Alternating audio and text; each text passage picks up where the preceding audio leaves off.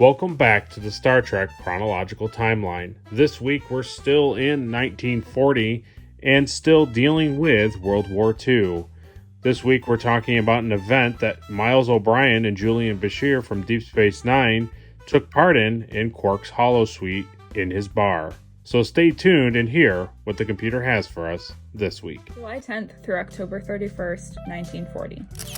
On July 10th, Luftwaffe begins a series of operations to draw the Royal Air Force into combat on terms favorable to the Luftwaffe. They focus on the convoys of ships proceeding through the English Channel to and from the East Coast ports.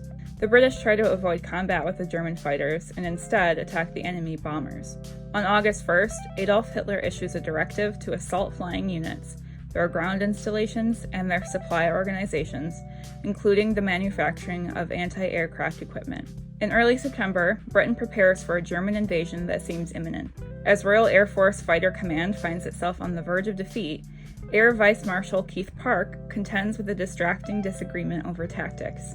With multiple raids and little time to deploy his units, he scrambles single squadrons to make interceptions. On September 7th, a change of German strategy lets the Royal Air Force off the hook.